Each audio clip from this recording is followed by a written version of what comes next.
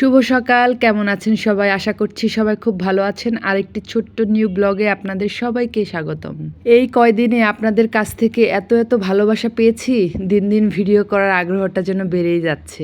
যদিও আমি ভিডিও করতে, ছবি তুলতে বরাবরই খুব বেশি পছন্দ করি। আসলে যে কোনো কাজ যদি আপনি পছন্দ না করে করেন, ভালোবেসে না করে করেন, তাহলে সেই কাজের কিন্তু সৌন্দর্য বলেন, সাফল্য বলেন, কোনো কিছুই আসে না। আর এই কয়দিনে আমার সাফল্য যদি জিজ্ঞেস করেন, তাহলে আমি কি বলবো জানেন? আমার সাফল্য হচ্ছে আপনাদের এত ভালোবাসা। জীবনের যে কোনো পরিস্থিতিতে ভালো থাকতে হলে, টিকে থাকতে হলে অনুপ্রেরণা কিন্তু অনেক ইম্পর্ট্যান্ট। আর সেই অনুপ্রেরণা আপনারা আমাকে দিয়েছেন। অনেকেই আমার ভিডিও অনেক পছন্দ করেন। আমি জানি না আসলে আমি কতটুকু ভিডিও বানাতে পারি, তবে ওই যে বললাম, যেটুকু করি সেটুকু ভালোবেসে করি, মন দিয়ে করি। সারাদিন ব্যস্ততার মধ্যেও ছোট ক্লিপ নিয়েছি।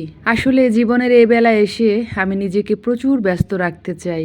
অনেকেই বলে ব্যস্ততার মধ্যে নাকি দুঃখকে লুকিয়ে রাখা যায়, সুখকে উপলব্ধি করা যায়। আসলে এই একটা জন্মে সুখ দুঃখের হিসাব মেলানোর যোগ্যতা আমার নেই। জীবনের এই রঙ্গমঞ্চে জীবনকে বহুবার রঙিন হতে দেখেছি, জীবনকে বহুবার সাদা কালো হতে দেখেছি। অনেক সময় অনেক নোংরা অভিজ্ঞতা জীবন থেকে নিয়েও ছেড়ে দিয়েছি।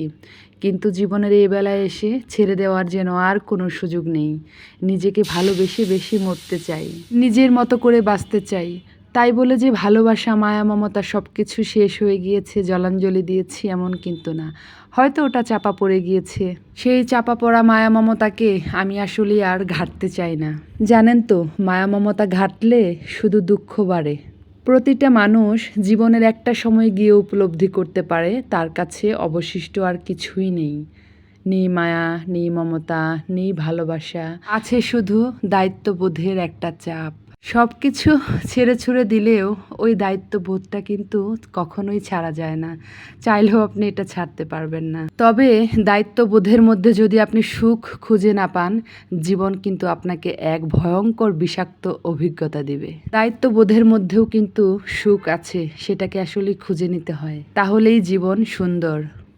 কখনো বাস্তবতার কাছে আমরা হেরে যাই, তারপরেও কিন্তু আমরা হাল ছাড়ি না। হাল ছেড়ে দেওয়াটা কিন্তু কোনো সমাধান না। আবেগ দিয়ে কখনো আপনি জীবনকে কন্ট্রোল করতে পারবেন না, আর আবেগ দিয়ে জীবনকে কন্ট্রোল করা উচিতও না। আমার কাছে, আমি ব্যক্তিগতভাবে বলবো, আবেগ হচ্ছে মানসিক শান্তির একটা জায়গা, যেটা শুধুই নিজের মানসিক শান্তি বহন করে। এই যেমন ধরুন, আপনার মনটা খারাপ, আপনার কাঁদতে ইচ্ছে করছে, আপনার মনটা খারাপ, কারোর সাথে কথা বলতে ইচ্ছে করছে, শেয়ার করতে ইচ্ছে করছে, সেটা কিন্তু আবেগের একটা জায়গা। আপনি সেগুলো করে নিন, আপনি মানসিকভাবে শান্তি পাবেন। তবে ওই আবেগটা জীবনে কখনোই আপনি কাজে লাগাবেন না। মায়া হচ্ছে আবেগের একটা রূপ। মায়াকে কন্ট্রোল করুন, জীবনকে অনেক বেশি সুন্দর করুন।